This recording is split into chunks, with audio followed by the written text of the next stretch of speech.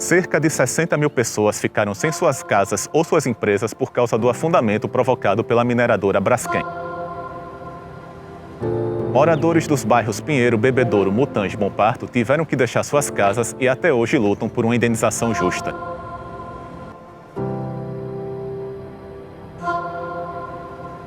Olá a todos, estamos aqui com Neirivane Nunes, que era moradora do bairro de Bebedouro praticamente a vida toda e foi atingida pela questão do afundamento de solo em Maceió. Neirivane morava com a família inteira na sua casa, né? A sua mãe residia lá praticamente também a vida inteira dela. E agora a Neirivane vai contar um pouco da história dela pra gente. Tudo bem, Neirivane? Tudo bem. Neirivane, conta um pouco da sua história com o bairro do Bebedouro, da sua história, da sua família, né, com o bairro. Comece pela sua mãe, né, como ela chegou lá e tudo. Faça essa introdução pra gente. A minha família se estabeleceu no bairro de Bebedouro há quase 70 anos, através dos meus avós maternos, né? Então, meu avô era maquinista de trem e por conta do serviço dele, né, da estação, a proximidade, né, da residência à estação ferroviária, então começaram a residir ali, na rua Sabino Romariz, na rua que fica atrás do abrigo da velhice, Luiza de Marilac. O abrigo também foi realocado, já foi retirado de lá.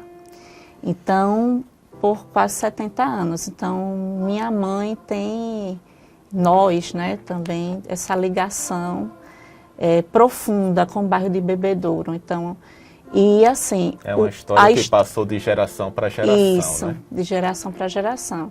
E assim, o bairro de Bebedouro, a história do bairro se confunde com a história de Maceió, né? Um dos bairros mais tradicionais, né, de Maceió.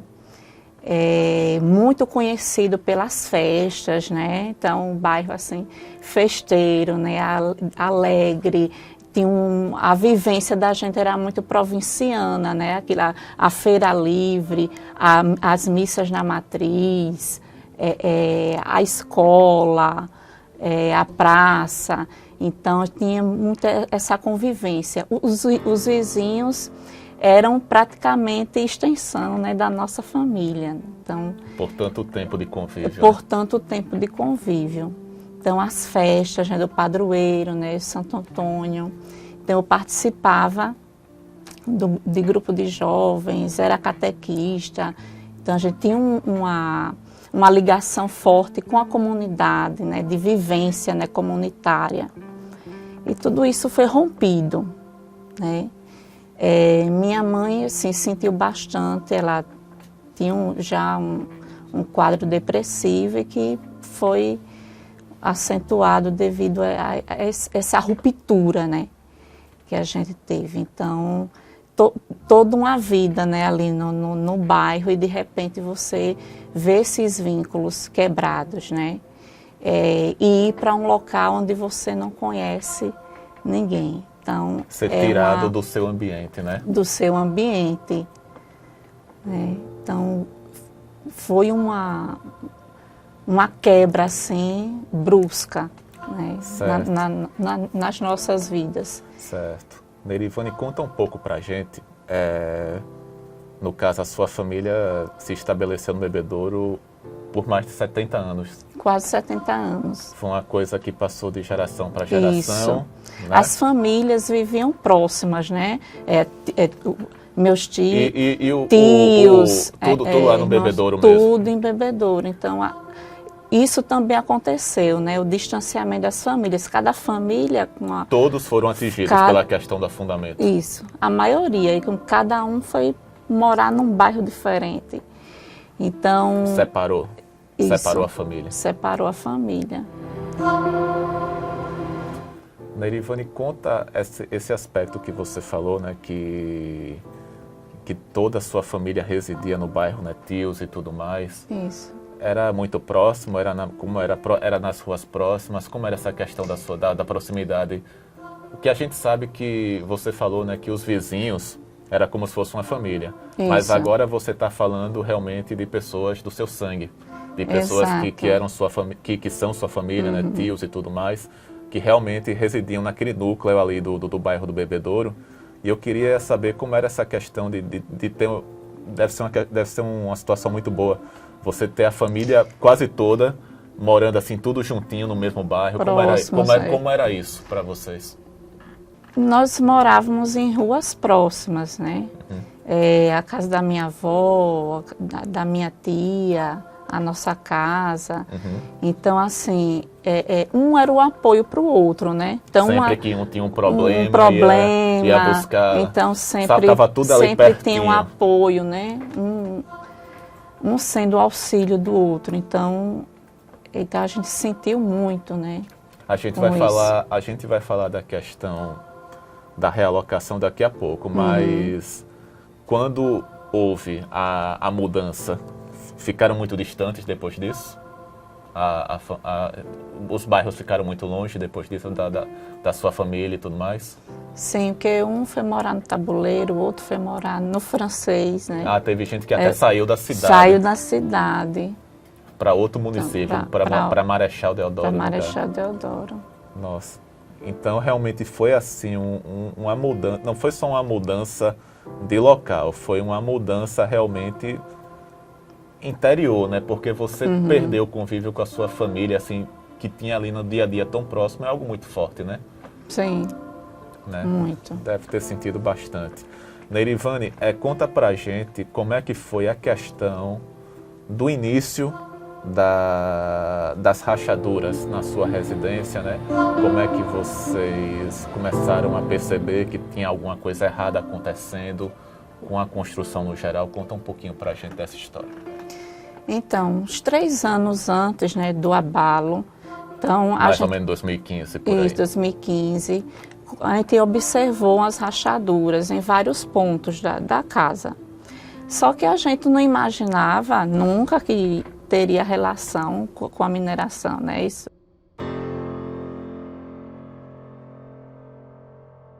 Ao mesmo tempo que vocês reparavam isso na residência de vocês, os vizinhos também reparavam na deles? Sim, sim.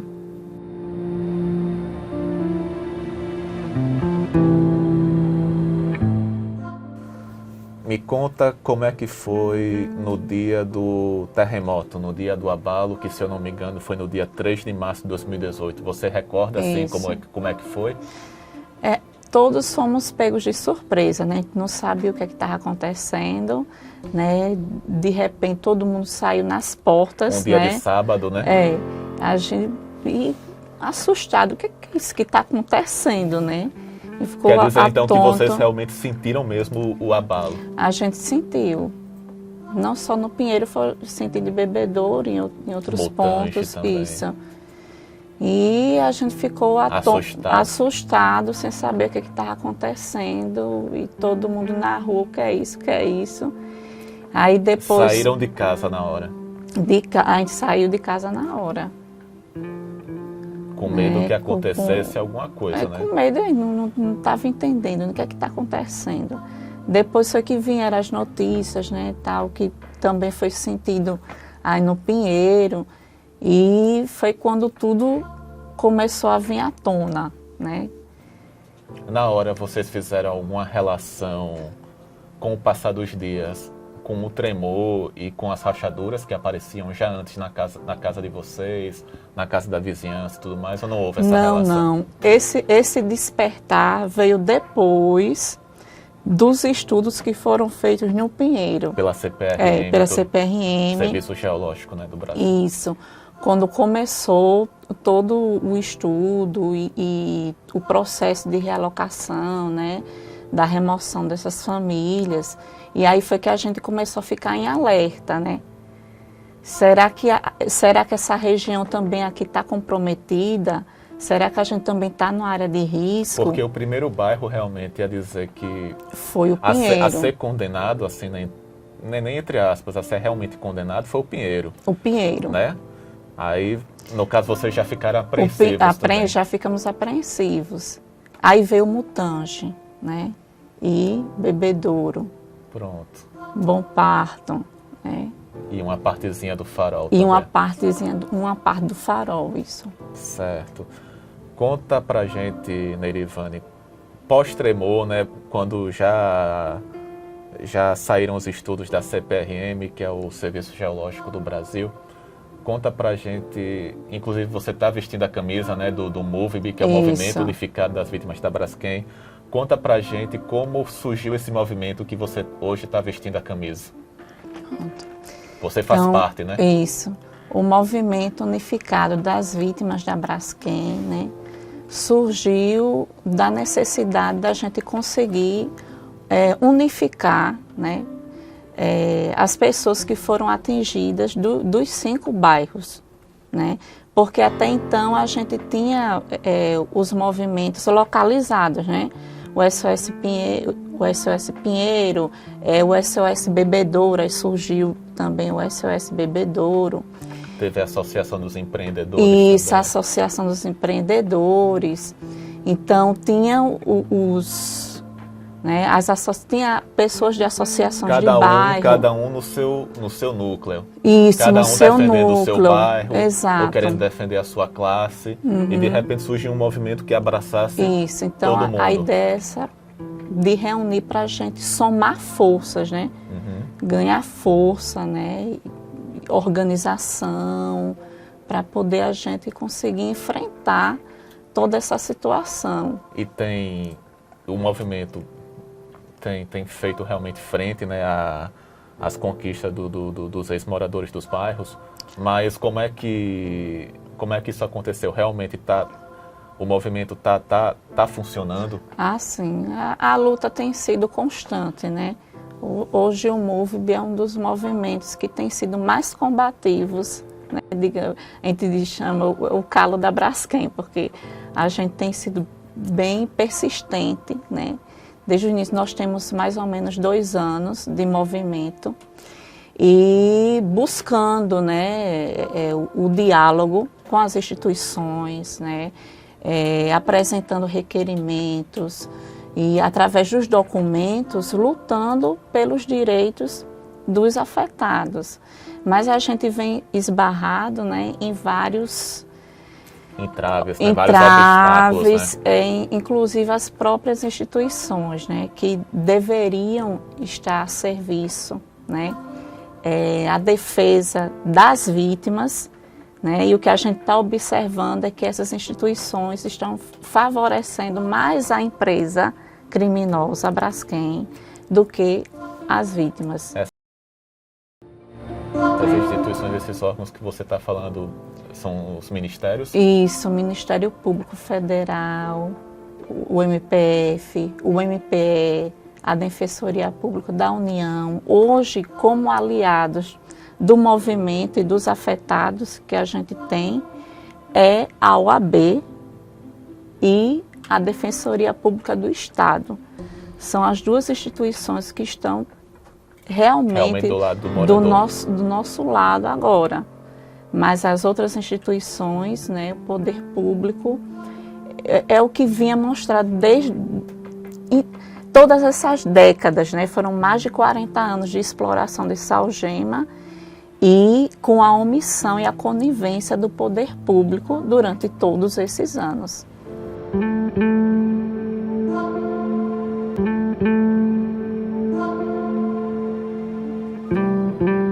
É difícil para nós, é vergonhoso até ver como as instituições, o poder público acaba se curvando ao poderio da Braskem, né? E ficamos numa situação mais vulnerável ainda, né? Que o que a gente está observando aqui em Maceió, em Alagoas, é a maior violação dos direitos humanos que já se viu. A gente nunca viu algo assim. É a maior tragédia socioambiental em curso no no mundo mundo, inteiro, né? né? Um crime. E se nós estivéssemos num país sério, os responsáveis já estariam presos, né? As contas confiscadas aí, e se teria o esforço, né, da justiça em defender os direitos dessas vítimas, porque os danos são inúmeros, né? Não só danos materiais, como danos imateriais, existenciais. Então, muitas pessoas adoeceram, então a gente está tendo um adoecimento geral. É uma crise né? de saúde mental também que Uma provocou. crise de saúde mental, depressão, síndrome do pânico. Algumas pessoas não resistiram e chegaram a tirar a própria vida. Foram Chegaram a suicídio, 11 pessoas. 11 casos de suicídio, né? Isso que se tem notícia. Que se tem registro, né? E muitas pessoas adoecidas, né? Então, a vida, né, de cada um mudou drasticamente. E a Força-Tarefa, né, se orgulha de que não conseguimos evitar, né, as mortes, né? Então, vítimas fatais, mas não se olha a outra forma de morte. Não se olha o lado humano. O lado humano. Estão olhando apenas a questão da infraestrutura, a questão do solo, do afundamento, mas parece que não sabem lidar com o material humano que está no jogo também. São os danos imateriais, né, existenciais, que isso, né, eles não levam em consideração nem a Braskem, nem a Força-Tarefa, né? Infelizmente. O que a gente tem depois de 4 anos, né, completou-se esse ano, 4 anos, né, que tudo isso veio à tona, que esse crime veio à tona. E o que nós temos é a impunidade ainda imperando, né? E muitas pessoas ainda não foram indenizadas, como é o caso da minha família. A gente está há quase 2 anos sem indenização, sem conseguir entrar num acordo. Então, tem pessoas ainda do Pinheiro, que foi a primeira área a ser desocupada, que ainda não foram indenizados. E as indenizações, os valores são vergonhosos, né? Pífios. Irrisórios, muito abaixo do valor real do imóvel. A maioria das propostas chegam a metade ou nem a metade do valor do imóvel, né? A indenização por danos morais, né, de 40 mil por núcleo familiar, que deveria ser feita de forma individual, assim como foi feito no caso São Marco, de Mariana e de Brumadinho. Indenizações individuais, não por núcleo familiar. Então, tudo isso a gente precisa questionar, né? O que acontece em Maceió que difere dessas outras tragédias? Que difere dessas outras tragédias. Então, o que a gente tem é um acordo injusto que favorece mais a empresa criminosa, né, do que as suas vítimas. E a gente fica à mercê nessa situação totalmente, né, desfavorável, né, vulnerável. Falando de vulnerabilidade, em Bebedouro, né, tem uma comunidade que ainda está lá, né, os Flechais. Ontem a gente fez teve um grande protesto. Você participou? Participei desse protesto. Ontem haveria reunião com o prefeito, que foi acordado em uma reunião anterior para ser feita na comunidade. Então, de última hora, na véspera, à noite, né?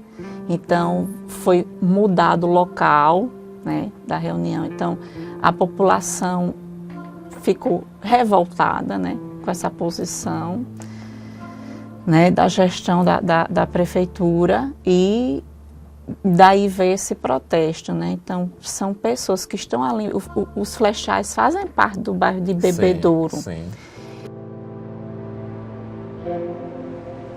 E eles estão numa situação de total vulnerabilidade, Isolamento, tudo de mais. isolamento socioeconômico, além dos danos, né, materiais, porque muitas casas... Porque só para explicar para quem está Sim. assistindo, Neirivane, no caso, o Flechal de cima e o Flechal de baixo são comunidades que fazem parte do bairro de Bebedouro. Isso, O bairro do Bebedouro praticamente foi desocupado. isso, O Mutange, exato. que também fica perto do Flechal, foi desocupado. desocupado. O Pinheiro foi também desocupado. Uhum. E essa comunidade aqui ficou ilhada, Ilhada, né? sem nenhuma assistência. Não tem mais nenhum aparelho público. Inclusive, Nada. há denúncias de moradores que algumas residências apresentam Rachaduras. rachaduras, que são rachaduras muito semelhantes a dos imóveis que foram desocupados nos Isso. outros bairros. Exatamente. Mas Em sequência, né? Não são poucas casas, né? Não são pontos isolados, Isso. são residências que em sequência aparecem. isso, mais baseado num estudo que inclusive a CPRM fez agora há pouco, né, que o Poder Público pediu para a CPRM, o Serviço Geológico do Brasil, fazer, foi atestado misteriosamente que essas casas não sofrem de afundamento de solo. Que não haveria Que não haveria problema ali da questão da subsidência. subsidência, né, do afundamento. Né? Mas assim, para nós, né, vítimas, isso tudo ainda não é conclusivo, né? Isso. Porque seria necessário mais estudos, Exato. né, na área para poder comprovar que não há uma relação com a ação da mineradora Também foi região. algo feito muito superficialmente. Então, um estudo feito muito superficialmente para falar sobre uma coisa tão séria que está afetando essa comunidade. Sim. Né? Inclusive, assim, tão grave, né, quanto o afundamento também é a questão do ilhamento social que eles estão sofrendo, né? De não ter uma escola perto, Isso. de não ter unidade de saúde Unidade de perto. saúde, nada. Não tem onde comprar um remédio, onde comprar o pão. As escolas, né? Que ali era um polo, né? Educacional, digamos assim. Várias escolas municipais, estaduais, né? Ali em Bebedouro, comércio muito ativo, né? Ali no bairro, na principal, na Cônego Costa. Então, a vida, né, do bairro se concentrava naquele polo ali. Então, tudo aquilo ali foi retirado. A feira livre, as escolas, o posto de saúde. Então, E esse todo o comércio... E esse pessoal do Flechal ficou totalmente, vamos dizer assim, desamparados. Desamparados, totalmente, né? Como eu havia falado, é uma violação, né, de direitos, né?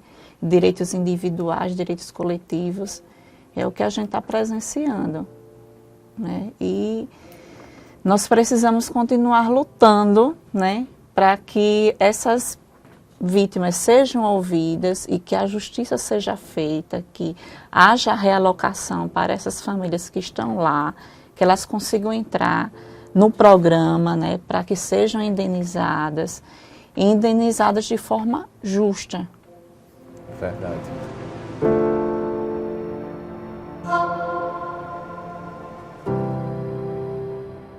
Neirivane, voltando um pouco para a sua história, conta para a gente como é que foi a questão da sua realocação, né? Da realocação da sua família, da sua casa que você mora com seu esposo, com sua filha, com a sua mãe também.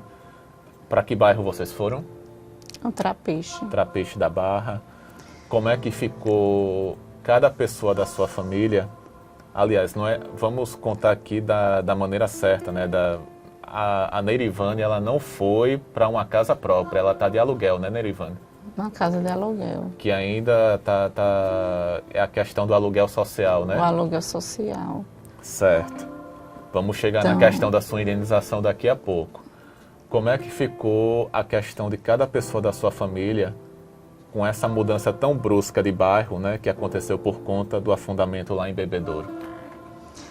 então assim, foi nessa ruptura, né? Então, para a gente foi um baque muito grande. Você vê um sonho, né? O sonho, né, da sua casa, né? Ter sua vida ali destruído, né? Um lugar que você planejava Exatamente. passar para sua filha, para os seus descendentes, né? Ali, a casa, né, que construí para os meus pais, né? Para nós, com todo o esforço, né? Meu trabalho, né, de professora, consegui construir a casa. E assim, era o sonho, né, ter a família amparada e ali, né, próximo, né, dos familiares, né.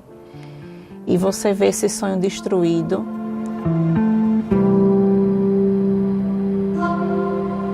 Então, a gente, no dia, eu lembro como hoje, da nossa saída,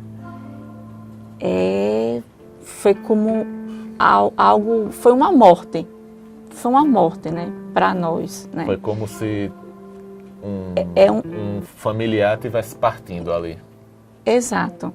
Que é um sonho, parte da sua vida que você está deixando para trás, né? E toda a vivência, né, no bairro, né, a vida em comunidade, né, que a gente tinha uma ligação muito forte, né, tem ainda com o bairro, com os vizinhos, né, com as atividades na igreja, né, os grupos. A gente rezava o terço nas casas, a gente ia de casa em casa, a gente conhecia cada casa. Cada morador. Cada morador a gente conhecia. Então, e você vê cada um partindo para um local diferente, né? Os seus familiares, os vizinhos, né? E toda a mudança, né? A dinâmica de trabalho, né? O deslocamento, né? Todo mundo acabou sofrendo com isso, né? E o custo, né? O custo, né?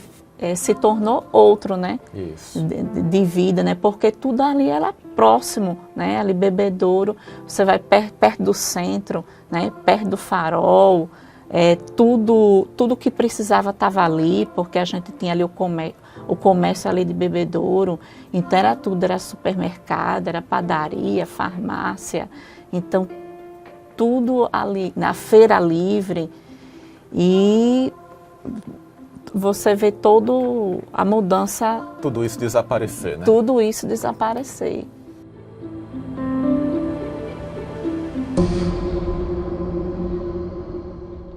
Então, é uma coisa que muitas pessoas não entendem, essa ligação que a gente tem com o lugar. É aquele sentimento de pertencimento, né? Aquele lugar que é seu. Mas até me emociona, assim, Sim. em falar. Mas, assim, é uma ligação muito forte, porque são suas referências, suas raízes, né? Raízes, referências, e você vê tudo aquilo ali se perder, né? E ali em Bebedouro, além dessa vida comunitária, a gente está perdendo um patrimônio riquíssimo, né?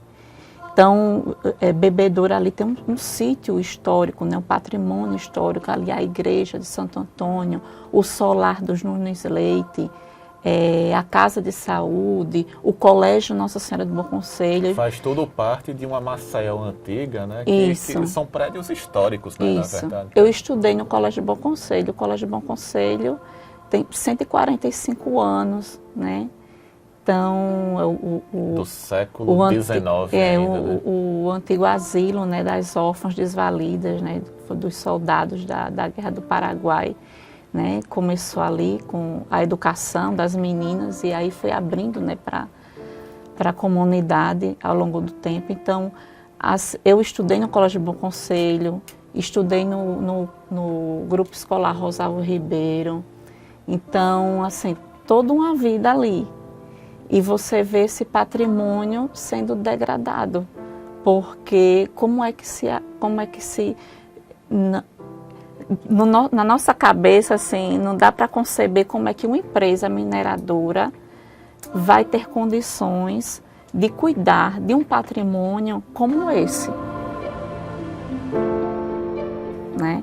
Porque se a gente for em Bebedouro hoje, vai ver a falta de cuidado, né? Ali o solar dos Nunes Leite está lá, né? As estruturas, né? Precisando, né, de reparo, de cuidado, os outros imóveis ao redor, a própria praça de Bebedouro.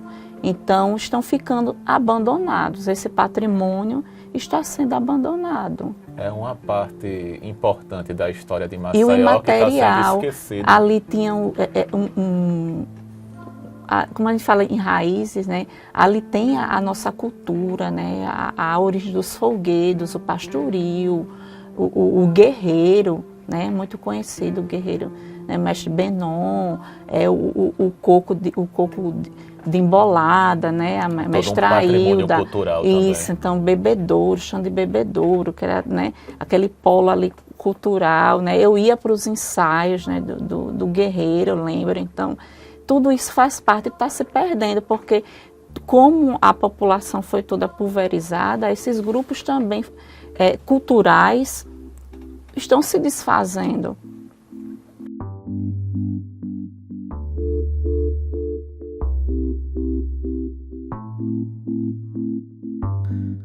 Você já falou sobre a realocação, né? Que você, no momento, está morando de aluguel no Trapiche da Barra. Conta pra gente como é que ficou a questão da sua indenização, da sua casa. Conta essa história de negociação com a Braskem, como é que está sendo isso? Está sendo uma dor de cabeça. Uma dor de cabeça, né? Um pesadelo, porque a primeira proposta foi uma proposta assim, indecorosa, vergonhosa, né? De 90 mil. E a sua casa foi avaliada em 206 mil. Então, não chega nem a metade do valor do imóvel.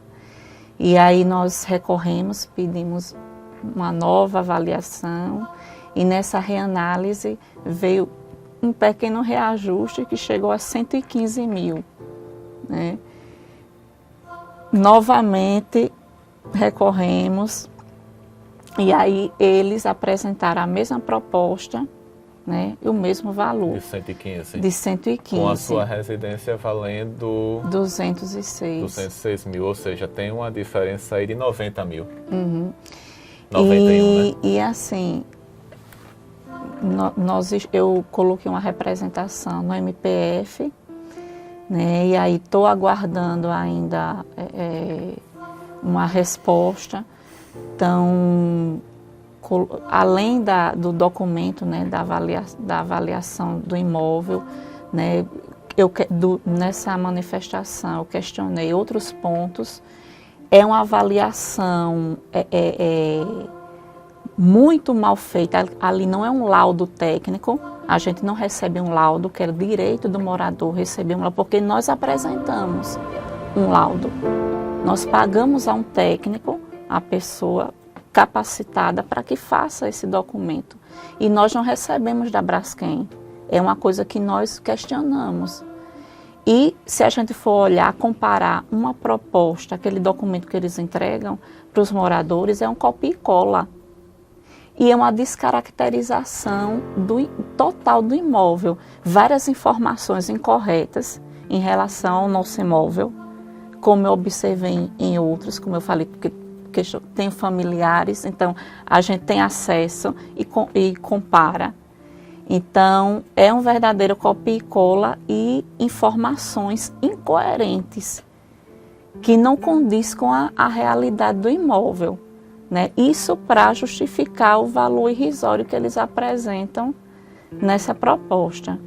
Tem muitas pessoas que você conhece que estão nessa mesma situação que você está? Sim, muitas pessoas. A maioria. Lá do Bebedouro mesmo? De Bebedouro mesmo. Então, isso é geral. O que a Braskem mostra, né, na mídia, né, da quantidade de propostas que foram aceitas, né, mas a Braskem nunca chegou a fazer uma pesquisa de satisfação, né? Ela coloca números, não, fechamos tantas propostas, mas não levando em consideração se aquela proposta foi justa, que não está sendo, né, na maioria dos casos, não está sendo. Então, não é exceção, é a regra, está sendo a regra. Não é só você, não é só seu vizinho, são centenas de pessoas. Exatamente. Né? E aí, algumas pessoas até recorreram judicialmente, só que muitos processos foram suspensos por conta do acordo que existe entre a Braskem e a Força Tarefa.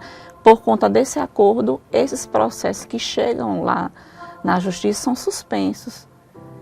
Né? Então, é mais um ponto, né, negativo, né, e contra a nós vítimas, né? As vítimas ficam meio que sem voz na situação, né? Sem voz. Neirivane, só para concluir, você teria mais alguma coisa para acrescentar sobre a situação? Sobre a situação, eu gostaria, né, de falar diretamente para as pessoas, né, que vão estar vendo essa matéria, que precisam saber o que é que está acontecendo em Maceió. Tem muita gente que mora em Maceió que não tem noção do que está acontecendo.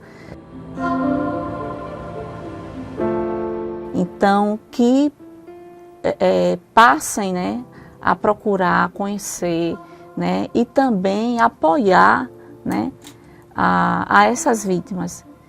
E a gente precisa ampliar cada vez mais esse debate na sociedade para que isso nunca mais venha acontecer, né? Para que não se esqueça, para que esse crime aqui em Maceió não seja esquecido e que ele não se repita.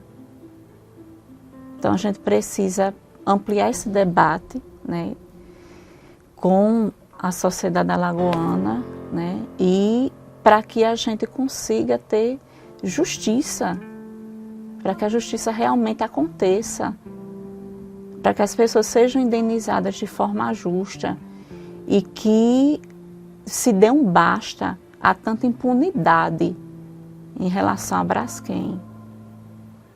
Tá joia. Pessoal, essa foi a Neirivane Nunes, professora da Rede Municipal aqui de Maceió, e a gente agradece muito, Neirivane, a sua participação. Tenho certeza que a sua fala, né, as suas colocações foram muito importantes e vão ajudar em todo esse processo aí que a gente está passando aqui na cidade. Muito obrigado, viu? Nós que agradecemos, agradeço, Rivson, pela oportunidade, né, que a tribuna, né, está dando, né, de dar voz, né, a essas vítimas. Nosso muito obrigado. Muito obrigado.